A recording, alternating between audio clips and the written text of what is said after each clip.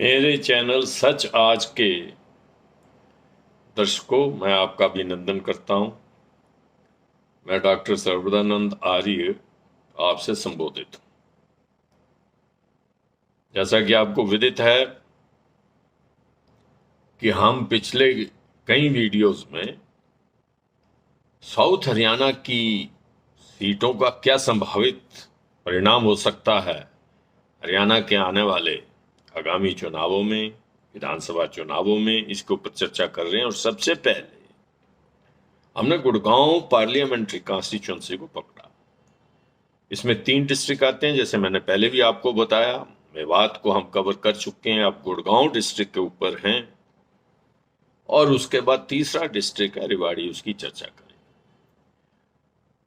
हमने 3 मेवात की सीटों की चर्चा की और 3 हमने अपने गुड़गांव की सीटों की भी चर्चा की है, जिसमें सोना है, बादशाहपुर है, गुरुग्राम शहर की सीट है। अब हम ग्रामीण क्षेत्रों की और वो भी रिजर्व क्षेत्रों की चर्चा करेंगे। ऐसे 2 हलकों की मैं चर्चा करूंगा जो अनुसूचित जातियों के लिए रिजर्व है, और मोस्टली उनका जो बैकग्राउंड है वो रूरल है, क्योंकि छोटे मोटे कस्बे तो वहां जरूर लगते हैं, परंतु आसपास कोई बड़ा शहर है ही, वो सिर्फ गुड़गांव ही बड़ा शहर है।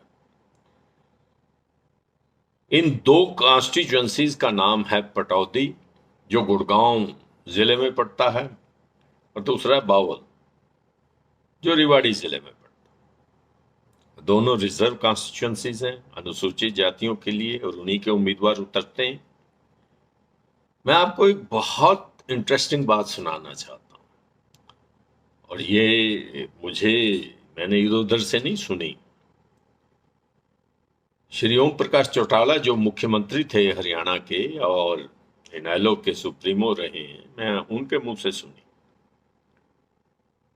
थोड़ा बहुत प्यार था हमारा उनका भी, विचारों में तो बड़ा भारी मतभेद था, परंतु फिर भी हम एक दूसरे से राजनीतिक चर्चा करते थे।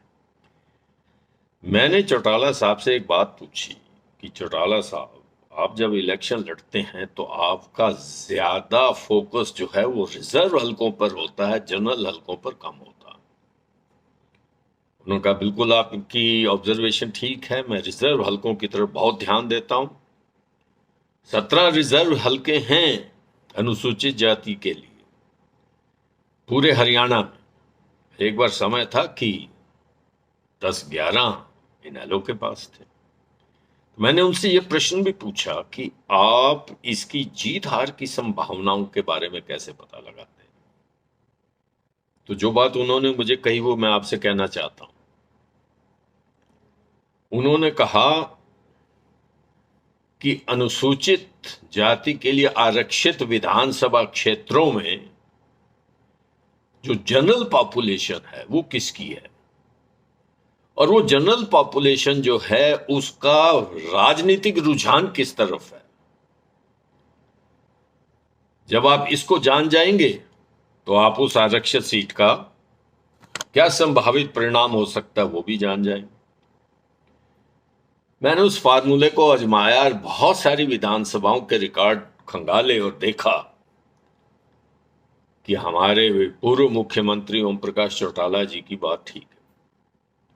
अब मैं बात करता हूं सबसे पहले पटौदी विधानसभा क्षेत्र की। आरक्षित सीट है, गुड़गांव जिले में पड़ती है, ग्रामीण बैकग्राउंड है, और गुड़गांव से ज्यादा दूर नहीं, 20-25 किलोमीटर की दूरी पर। आप जानते हैं पटौदी बहुत अपने आप में बड़ी मशहूर सीट है, सिर्फ अपने चुनावों की वजह से नहीं, यहां पर्सनैलिटीज कुछ ऐसी हुई। एक कबीला अफगानिस्तान से चला, बहुत सैकड़ों साल पहले वो यहां आया और उसने पटौदी के इलाके में कब्जा कर लिया। और जो उनका कुल चला, खानदान चला नवाबों का, वो अपने आप को नवाब कहते थे पटौदी के, उसमें आपने मंसूर अली खान पटौदी की बात सुनी। भारत के बहुत मशहूर क्रिकेटर थे, इनके पिता भी भारत के क्रिकेटर थे, और शायद वो अकेले क्रिकेटर थे भारत के जो भारत की तरफ से भी खेले और इंग्लैंड की तरफ से भी खेले। उन दिनों हमारे पर ब्रिटिश राज था और हम एलिजिबल थे। जो इंग्लैंड में रहने वाले लोग थे या भारतीय मूल के लोग इंग्लैंड में रहते थे, उस वक्त वो खेल सकते थे। नवाब साहब ने काफी वक्त वहां पर बिताया, इसलिए वो इंग्लैंड की तरफ से भी खेले। और उनके बेटे मंसूर अली खान पटौदी, जो टाइगर पटौदी के नाम से मशहूर है, भारत के क्रिकेट के इतिहास में एक हस्ती बने। बड़ी छोटी उम्र में उन्होंने भारतीय टीम की कप्तानी की। बड़े गजब के फील्डर थे और आप हैरान होंगे, उनकी एक आंख खराब थी। एक एक्सीडेंट के अंदर उनको, कार एक्सीडेंट में चोट लग गई थी। एक आंख में रोशनी नहीं थी, परंतु इतनी जबरदस्त फील्डिंग करते थे कि लोग उसकी आज भी सराहना करते हैं। ऑक्सफोर्ड ब्लूज मीन्स ऑक्सफोर्ड का उनके पास कलर था। ऑक्सफोर्ड में पढ़े और वहां के कप्तान भी रहे, टीम के कप्तान भी रहे और भारत की टीम के भी कप्तान रहे। अब मैं राजनीति की चर्चा करूंगा और श्री ओम प्रकाश चौटाला की कही हुई बात को सही सिद्ध करने के प्रयास करूंगा, क्योंकि मुझे वो उसमें लॉजिक नजर आता है, तर्क नजर आता है। जो यहाँ की जनरल पॉपुलेशन, आप जानते हैं कोई भी सीट आरक्षित तब होगी जब वहां पर दलित पॉपुलेशन कम से कम 30% हो। और यदि दलित पॉपुलेशन 30% से कम है तो वो सीट आरक्षित नहीं, जनरल कैटेगरी में जाएगी। ऐसा कुछ नियम है। तो 30% वहां पर दलित पॉपुलेशन है, परंतु जनरल पॉपुलेशन जो है, बाकी की बची हुई 70% पॉपुलेशन में यादव बहुल सीट है। तो जिस तरफ यादवों का रुझान होगा और जिस पार्टी को यादव सपोर्ट करेंगे, उनका कैंडिडेट वहां से जीतेगा। इसमें कोई शक की बात नहीं। हाँ, मैं समझता हूं कि कभी कभी चमत्कार हो जाते हैं, परंतु हर बार चमत्कार नहीं होते। ये जनरल रूल है। यदि कोई सीट हो जिसमें जाटों का प्रभुत्व हो, जनरल पॉपुलेशन में आरक्षित सीट पर दलितों को छोड़कर, तो वहां पे जाटों द्वारा समर्थित दलित उम्मीदवार और रूसी पार्टी का उम्मीदवार जिसको वो समर्थन दे रहे हैं जीतेगा। मैं आपको उदाहरण दे देता हूं, आपके नजदीक आऊंगा। उस सीट के ऊपर भी झज्जर सीट है, जाट बहुल है, जिसको जाट चाहते हैं वही आरक्षित सीट पर दलित जो है वो चुनाव जीतता है और उसी पार्टी का जीतता है। और भी आप कहीं भी इस फार्मूले को लगाएं, बिल्कुल ठीक जाएगा। बहुत भारी संख्या में यादवों की वहां हाजिरी है उस क्षेत्र में।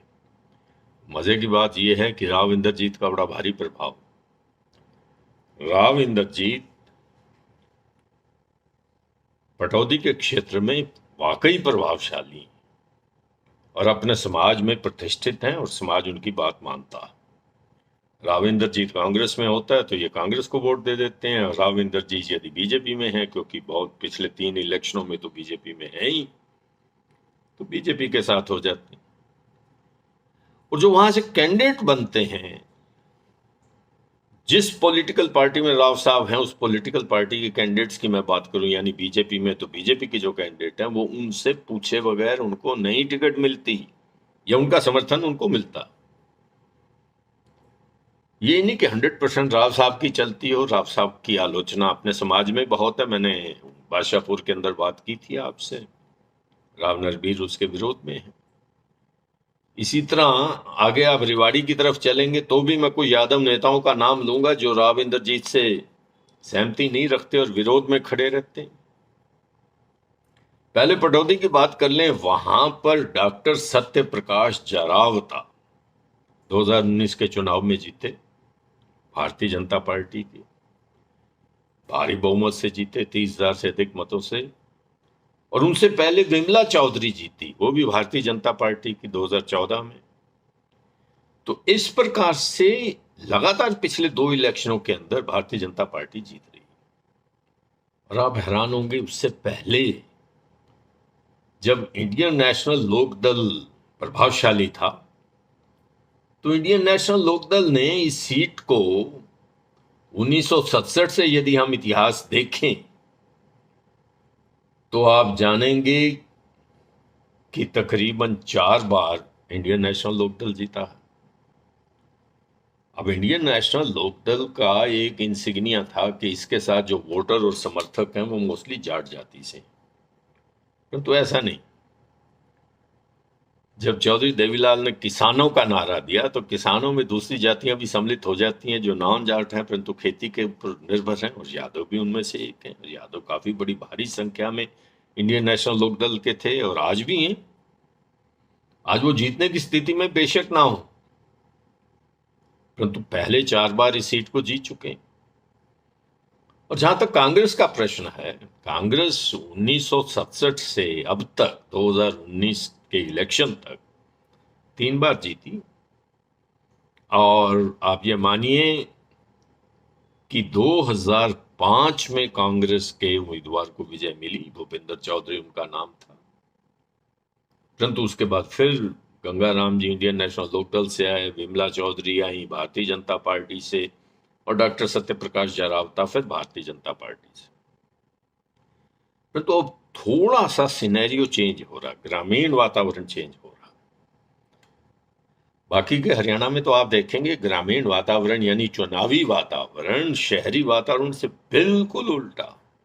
यहां इतना उल्टा नहीं है। यदि गुड़गांव शहर में और बादशाहपुर के शहरी इलाकों में भारतीय जनता पार्टी का प्रभाव दिखता है, तो यहां राव इंद्रजीत की वजह से पटौदी में भी दिखता। विमला चौधरी भी उनके द्वारा समर्थित थी, सत्यप्रकाश जरावता भी उन्हीं के समर्थन से यहां खड़े हुए और जीते। अब क्या होगा, क्योंकि इस बार जो अन्य जातियां हैं वो सिर उठा रही।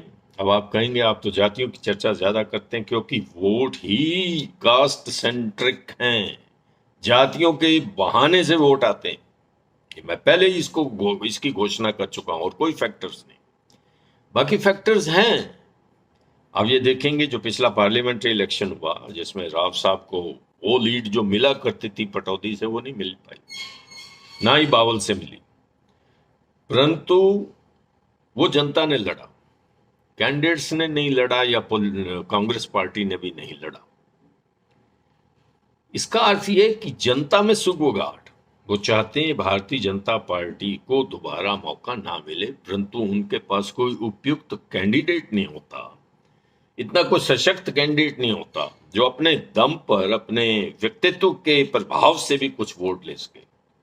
तो मैं समझता हूं यदि कांग्रेस यहां पर कमजोर है पिछले कुछ इलेक्शनों में, तो इस वजह से यदि कोई प्रभावशाली व्यक्ति यहां पर आ गया जिसका जनता मान करती है, सम्मान करती है, तो कांग्रेस को यहां पर समर्थन मिल सकता है, परंतु मुझे उसकी संभावना कम नजर आती है।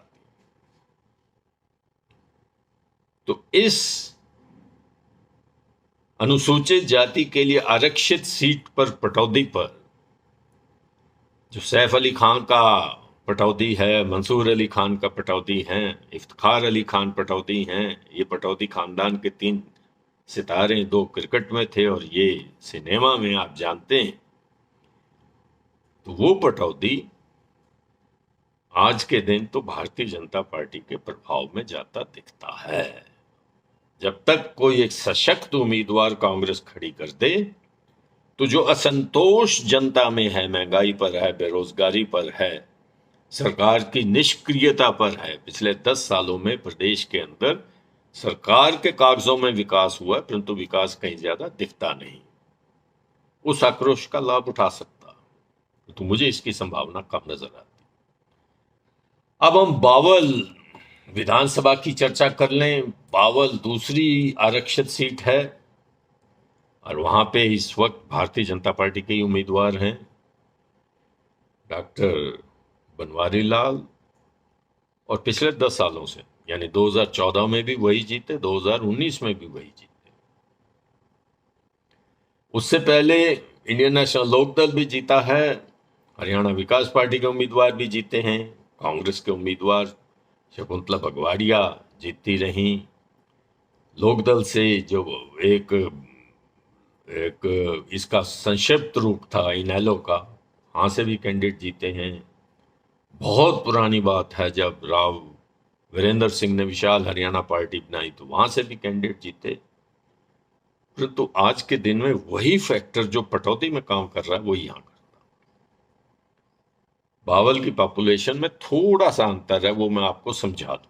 कास्ट वाइज 70,000 से ज्यादा तो यादवों के वोट। यदि किसी हल्के में 70,000 से ज्यादा यादवों के वोट हों तो राव इंद्रजीत का प्रभाव होना चाहिए।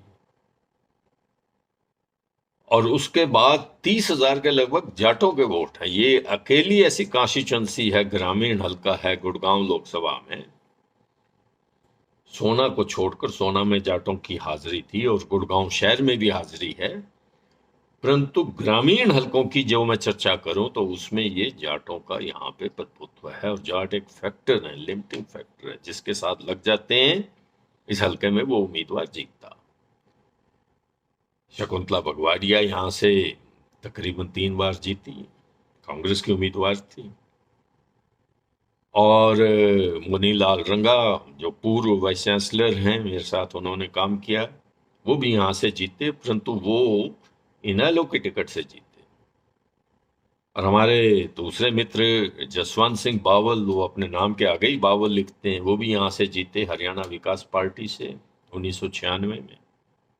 एक सशक्त उम्मीदवार है, इसमें कोई शक नहीं। परंतु पहली बात जो मैं आपको पटौदी में कहा कि पटौदी में यादव जो हैं काफी भारी संख्या में राव इंद्रजीत के निर्देशों का अनुसरण करते हैं, शायद बावल में ऐसा नहीं। इसमें थोड़ा सा अंतर है, क्योंकि बावल का जो कास्ट पॉपुलेशन है उसमें दूसरे लोग भी हाजिर दे रहे, राजपूत भी हैं, थोड़ी संख्या में सही हैं, हाजिर हैं, गुजर भी हैं इस इलाके में, थोड़ी संख्या में सही पर हैं। और मजे की बात यह है कि इन दोनों आरक्षित क्षेत्रों में जजपा ने भी अपना कमाल दिखाया, और जजपा से कम ये हुआ कि कांग्रेस को जीत नहीं मिली, जजपा को कांग्रेस के वोट शिफ्ट हुए, क्योंकि यहां पर बहुतायत यादव समुदाय की है। जो यादवों को छोड़कर गैर यादव है उसमें जाटों की संख्या ज्यादा है, और जाट इनेलो के साथ चले गए, और इनेलो के जो दूसरा अपभ्रंश रूप है जजपा के साथ चले गए। तो इसलिए उनको कई बार सफलता मिली, या वो सफलता ना मिली हो हराने के अंदर, जीतने वाले कैंडिडेट को हराने में तो उन्होंने कोई कसर छोड़ी नहीं। परंतु अब वो फैक्टर भी समाप्त है। आज के दिन में जजपा की स्थिति बड़ी शोचनीय है। सबसे पहले मैं बावल के यादवों की बात करूं, चाहे संख्या 70,000 है, परंतु जिस तरह राव इंद्रजीत को समर्थन मिलना चाहिए था वो नहीं मिला। 90-92 हजार वोटों से जीता करते थे, इस बार 20-22 हजार वोटों से जीते हैं लोकसभा के इलेक्शन में। इसका मतलब उनको प्राप्त मत जो हैं वो कम हुए, और उनको कोई व्यक्तिगत रूप से बेशक प्राप्त हुए, परंतु पार्टी तो उनकी भारतीय जनता पार्टी है, तो वोट भारतीय जनता पार्टी के घटे। अब डॉक्टर बनवारी लाल को टिकट मिलती है या किसी अन्य को टिकट मिलती है तो बाद में बताई जाएगी, इसको हम जानते भी नहीं हैं, ये भविष्य की बात है, पार्टियां जानती हैं। परंतु 2024 के इलेक्शन में भारतीय जनता पार्टी यहां से जीतेगी, इसके बारे में थोड़ा सा संदेह बावल में है। मुस्लिम मतदाता बहुत कम है, ये भारतीय जनता पार्टी अपने आप को सौभाग्यशाली माने। बावल में उनकी संख्या कुछ 100 है, इससे ज्यादा नहीं। पटौदी में तो काफी है, परंतु बावल में इतने नहीं। उनको डर किससे है? उनको जाटों से और अन्य जातियों से। जब किसी एक जाति का प्रभुत्व होता है, देखिए आरक्षित सीट है और दलित कैंडिडेट ही जीत सकता है, वही खड़ा हो सकता है, परंतु जो उसको सपोर्ट करते हैं उस जाति का दबदबा हो जाता है। उसमें राव साहब के हाथ में यदि बागडोर रहती है भाजपा की, और उनको कहा जाता है कि आप यहां से भी जो कैंडिडेट बने आपकी इच्छा अनुसार होगा, आप सपोर्ट करिए, वो करेंगे, परंतु कितनी सपोर्ट हो पाएगी और जनता उस आदेश को कितना मानेगी, उनकी अपनी पॉपुलेशन यानी यादव पॉपुलेशन थोड़ा सा प्रश्न चिन्ह है। बावल जाट तो बिल्कुल खड़े हैं, लठ गाड़ रखा, कांग्रेस को वोट नहीं देंगे। मुसलमान है नहीं, मुसलमानों ने भी कर रखा है, और दलित जातियां वो भी लगभग लामबंद हैं बीजेपी के खिलाफ। हर क्षेत्र के अंदर ये स्थिति है। यदि यादवों के अंदर थोड़ी सी भी टूट फूट हो गई और गुजर समुदाय ने कांग्रेस को वोट दे दिया तो कांग्रेस यहां से चमत्कार कर सकती। जसवंत सिंह बावल सशक्त उम्मीदवार हैं, मुनीलाल रंगा सशक्त उम्मीदवार हैं, यही दोनों टिकट मांग रहे हैं। अन्य भी मांग रहे होंगे, मुझे जो उम्मीदवारों के बारे में पता है मैं उनके बारे में चर्चा कर दी। और यदि इनमें से कोई खड़ा हो गया तो इलेक्शन अच्छा होगा, एक तरफा नहीं होगा। पटौदी में एक तरफा होने की संभावना है, बावल में बिल्कुल नहीं। इंडस्ट्रियल बेल्ट भी है बावल, दिल्ली से 100 किलोमीटर है, और इस इंडस्ट्रियल बेल्ट में बड़े बड़े उद्योग भी आए हुए, उनकी भी अपनी भूमिका होती। इलेक्शन में दान चंदे की और सपोर्ट की इन औद्योगिक घरानों की भी भूमिका होती। परंतु आमतौर पे देखा गया औद्योगिक घराने भी उसके साथ चले जाते हैं जिसकी हवा होती है, जिसको दिखता भी ये आदमी जीतने वाला है तो जीतने वाले के साथ चले जाते हैं। उनकी अपनी कोई ऐसी इच्छा नहीं होती और ना ही वो कोई दखलंदाजी लंबी चौड़ी हरियाणा के चुनावों में कर सकते हैं। तो मैंने दोनों आरक्षित क्षेत्रों की संभावना बता दी। पटौदी में भाजपा का हाथ ऊंचा है, बावल में बराबर की लड़ाई है, कांग्रेस भी जीत सकती है यदि उम्मीदवार अच्छा हुआ और वोटों को एकत्रित करने का उसे मौका मिल गया और वोट उसने इकट्ठे कर लिए जो कि वहां पर कांग्रेस के समर्थक वोट हैं। तो मैं समझता हूं कि बावल में रिजल्ट बदल भी सकता। पटौदी का इतिहास में उसमें कांग्रेस उम्मीदवार बहुत कम बार जीते हैं। यदि हम 1967 यानी हरियाणा बनने के बाद का रिकॉर्ड देखें, परंतु यहां पर ऐसा नहीं है। 1972 में कांग्रेस जीती, शकुंतला भगवाड़िया 1977 और 82 में भी जीती, फिर 1991 में जीती। इस प्रकार कांग्रेस की संभावनाएं हैं और उन संभावनाओं को वोटों में बदलने की जरूरत है। और आप श्रोतागण सब बात समझ गए। तीसरी और अंतिम यानी 9वीं विधानसभा गुड़गांव लोकसभा में, वो है रेवाड़ी। बावल भी रेवाड़ी का हिस्सा है, रेवाड़ी डिस्ट्रिक्ट का हिस्सा है और रेवाड़ी तो है ही। और आज के दिन में वहां पे कांग्रेस के उम्मीदवार हैं चिरंजीव राव। बहुत थोड़े वोटों से वो जीते, परंतु जीते। और वहां पर जहां तक भाजपा का प्रश्न है, वो 2014 में जीती, रणधीर कापड़ीवास थे वहां पे, परंतु वो आजकल भाजपा के ही बागी उम्मीदवार बने हुए, यानी उनकी भाजपा के अन्य उम्मीदवारों से नहीं बनती। असली लड़ाई क्या? असली लड़ाई वहां पर अजय सिंह यादव, जो कैप्टन अजय सिंह यादव है, वो कांग्रेस विधायक दल के उपनेता भी रहे हैं, ओबीसी सेल जो है कांग्रेस का ऑल इंडिया का, उसके अध्यक्ष भी रहे हैं, पुराने फौजी हैं, पुराने राजनीतिक घराने से, उनके पिता भी इलेक्शन लड़ते थे, घोर विरोधी हैं राविंदर जीत के। राविंदर जीत का घर भी मूलतः रामपुरा रेवाड़ी में पड़ता। घोर विरोधी हैं, उनके पिता भी आपस में इलेक्शन लड़ा करते थे, बच्चे भी लड़ते हैं और एक दूसरे का विरोध भी करते हैं। कैप्टन अजय सिंह यादव वृद्ध हो गए अब तो, और उन्होंने 1991 में विजय प्राप्त की, 96 में की, 2000 में की, 2005 में की, 2009 में की, और छठी बार उनका बेटा चिरंजीव राव जीता 2019 में। पारिवारिक सीट है एक तरह से, भारी संख्या है इसकी यादवों की, यादव समाज की। तो यहां एक बहुत मजेदार मैं बात आपको बताता हूं।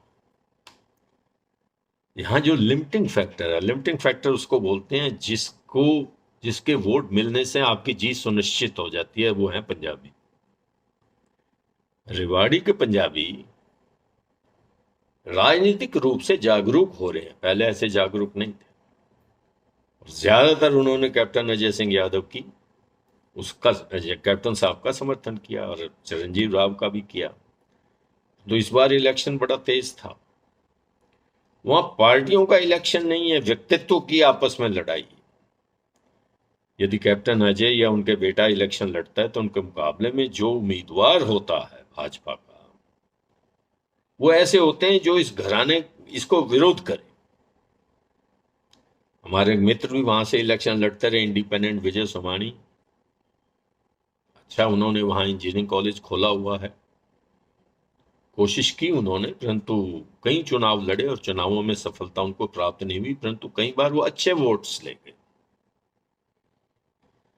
तो मैं समझता हूं कि इस बार 2024 में रेवाड़ी में जो इलेक्शन होगा उसमें लिमिटिंग फैक्टर फिर पंजाबी होंगे। पंजाबियों की संख्या वहां 40,000 के लगभग है, कोई कम संख्या नहीं होती, वोटर्स की संख्या बता रहा हूं। और 40,000 वोट जिस तरफ जाते हैं तराजू उस तरफ झुक जाता। और सच मानिए पार्टियां इन्हें अपना कहती होंगी, परंतु मेरा इनका बहुत व्यक्तिगत संबंध है और मैं जानता हूं, इनके बीच में जाता हूं, इनसे बातचीत होती रहती है। ये किसी खास पॉलिटिकल पार्टी के साथ एफिलिएटेड नहीं है, ना भाजपा के साथ ना कांग्रेस के साथ। विचार मिलते होंगे, यदि मोदी जी थे, पावर में थे, आप भी हैं, तो उनका प्रभाव था, परंतु रेवाड़ी शहर की सीट के ऊपर वहां का पंजाबी अपने हित को पहले सोचता है, और ये बहुत अच्छी बात है। जब कम्युनिटी अपने हितों की बात सोचेगी तभी तो उनकी मांगे पूरी होंगी। और यदि कम्युनिटी आंखें बंद करके आपके पीछे लग गई और वोट देगी तो बात नहीं बनेगी। कैप्टन अजय उनके साथ घुले मिले थे, उनकी बातें मानते थे, मंत्री थे, तब भी हरियाणा सरकार में बहुत लंबे अरसे तक मंत्री रहे कांग्रेस की सरकार। पंजाबियों की बातें उन्होंने मानी, कुछ कार्य किए, पंजाबी उनके साथ थे, परंतु बीच बीच में उनसे हट भी गए। अब चिरंजीव राव क्या कर रहे हैं, अपोजिशन में हैं, और आप जानते हैं जो विरोधी पक्ष में हैं वो जनता का कल्याण कितना कर सकते हैं और क्यों नहीं करते। ये एक बड़ा भारी प्रश्न है, इस पे फिर कभी चर्चा होगी। तो मेरा ये मानना है कि जो पिछला चुनाव था उसमें जो मार्जिन है वो बहुत कम है, बहुत कम मार्जिन है। मैं समझता हूं कि उस मार्जिन से, यानी 1317 वोटों से सिर्फ चिरंजीव राव जीते, तो ये खतरे की घंटी। कैप्टन साहब, यदि आप वो बहुत बड़े पॉलिटिकल व्यक्तित्व हैं, लालू यादव के समधी हैं, इनका बेटा वहां लालू यादव की बेटी से शादी होगी, पॉलिटिकल इन्फ्लुएंस आपका बहुत है, परंतु इनकी भी वही बात है, ये सारे अहीर बेल्ट की, अहीरवाल जिसको कहते हैं, एक ही बात, जिस पार्टी में रहते हैं उसके मुखिया से नहीं बनती। कांग्रेस के इस वक्त विधानसभा दल के नेता जो हैं भूपेंद्र सिंह जी हैं, उनके साथ कैप्टन साहब की बिल्कुल नहीं बनती। टिकट उनको मिलती है क्योंकि इनके अपने पॉलिटिकल क्लाउड्स हैं, स्पोर्ट है, इनका अपना व्यक्तित्व है, 6-7 बार यहाँ से एमएलए बने हुए हैं, तो इनके पास अपनी शक्ति प्रदर्शन करने के लिए कि मैं इसके लिए काबिल हूं, ऐसी कोई जरूरत नहीं है, टिकट मिल जाए, मिलती भी है। आप लोकसभा का भी इलेक्शन लड़ चुके, मैंने पहले ही कहा कि राव इंद्रजीत की अन्य यादव नेता उसे नहीं मिलती और अपनी पार्टी के नेता उससे भी नहीं मिलती, यानी राव इंद्रजीत के घोर विरोधी हैं। लोकसभा का इलेक्शन इन्होंने उनके विरुद्ध लड़ा, ये हार गए, वो अलग बात है, परंतु लड़ा, और हारे भी बड़ी भारी वोटों से थे, तकरीबन 4.5 लाख वोटों से हारे। मैं समझता हूं कि विधानसभा में यदि कैप्टन अजय सिंह यादव ने अपनी सारी ताकत नहीं लगाई तो इस बार सीट जा सकती।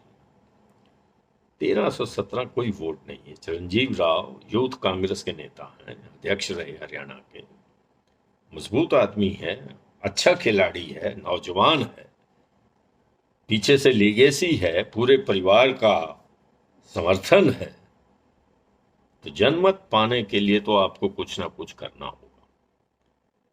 और मेरे ख्याल में इनका मुकाबला शायद की बात है, क्योंकि कई लोग हैं जो टिकट मांग रहे हैं। रणधीर सिंह कापड़ीवास जो एक बार एमएलए वहां से बने, जिन्होंने इनको हराया भी था, उनको टिकट मिल सकती। आज के दिन में ये भी डिमांड है, पंजाबी कहते हैं भाई हमने हमेशा यादवों को सपोर्ट किया तो हमें भी टिकट दो, यादव अब हमें सपोर्ट करें। बेशक वो मेजॉरिटी में, हम माइनॉरिटी में वोटों की संख्या में, परंतु हमारे वोटों से, हम राइडर्स वोट हैं, जिसके साथ मिल जाते हैं उसके वोटों की संख्या बढ़ाते हैं और वही उम्मीदवार जीतता है। उसके बदले में हमें क्या मिलता? ये एक राजनीतिक चेतना है कम्युनिटीज के अंदर। और 40,000 वोटों का आपको सपोर्ट हो तो आप इस तरह की बातें कर सकते हैं। शुभकामनाएं मेरी उनके साथ। यदि कांग्रेस समझती है कि किसी पंजाबी को ही आजमा लिया जाए तो हो सकता है, परंतु इसकी संभावनाएं कम मिलती हैं, क्योंकि परंपरावादी हैं पॉलिटिकल पार्टीज। वो कहती हैं कि यादव बेल्ट है, यादव ही जीतेगा तो यादव को टिकट मिलेगा। मेरा अपना रुख है, मैं पॉलिटिकल विश्लेषक हूं, मैं फैसले करने वाला नहीं। तो इसमें यदि अजय सिंह की फैमिली को टिकट मिलती है तो उनको बड़ी मजबूती से लड़ना होगा, नहीं तो हार होगी। और यदि किसी अन्य को मिलती है तो मैं समझता हूं किसी अन्य कोई ऐसा यादव नेता वहां नहीं है जिसका कद कैप्टन अजय से ज्यादा ऊंचा हो। हाँ, यदि किसी गैर यादव को आजमाते हैं, और ये कांग्रेस हाईकमांड के बारे में मैं कुछ नहीं कह सकता, ये उनका फैसला, तो मैं समझता हूं कि यहां पर टिकट का रंग वही रहेगा, पार्टी भी वही चुनाव जीतेगी जो अब जीतेगी, यानी कांग्रेस। अन्यथा भारतीय जनता पार्टी के लिए यहां खुला। परंतु आमतौर पे जो देखा जा रहा है, महंगाई से और बेरोजगारी से शहरी क्षेत्रों में भी भारी असंतोष। ये असंतोष भारतीय जनता पार्टी के वोटर्स के खिलाफ है, और ऐसा हुआ लोकसभा के चुनावों में शहरों से भी मतदान कम आया भारतीय जनता पार्टी के पक्ष में। आमतौर पे ये ट्रेंड था कि गांवों के अंदर कांग्रेस का जोर था और शहरों में भारतीय जनता पार्टी का, परंतु अब शहरों में भी उनके जोर में कुछ कमी लगी। तो ये चिंता का विषय है भारतीय जनता पार्टी के लिए। यदि वो सोचते हो कि पिछली बार सिर्फ 1317 वोटों से चिरंजीव राव जीते हैं और हम जल्दी से शिकार कर लेंगे और इस सीट को जीत जाएंगे, तो ऐसा नहीं। असंतोष समाप्त करना होगा, जनता के दिए हुए मापदंडों के ऊपर खरा उतरना होगा, तब जाकर सफलता मिलेगी, चाहे कांग्रेस है चाहे भारतीय जनता पार्टी। इन 9 विधानसभाओं की समीक्षा मैंने आपके सामने कर दी, रुख बता दिया। अनुमान लगाइए आप स्वयं कि इस रुख में कहां से कौन सा उम्मीदवार जीत रहा है। कैंडिडेट्स की ज्यादा हमने चर्चा नहीं की, जो लिमिटिंग फैक्टर यानी जो प्रभाव डाल सकते हैं उन कैंडिडेट्स की जरूर चर्चा की। तो इस सारे साउथ हरियाणा में जो जिले हैं वो हैं फरीदाबाद, पलवल, और यहाँ पर रेवाड़ी और गुड़गांव और मेवात और फिर भिवानी। तो इनमें से हमने गुड़गांव जिले, मेवात जिले और रेवाड़ी जिले की व्याख्या कर दी है, गुड़गांव लोकसभा क्षेत्र की बात।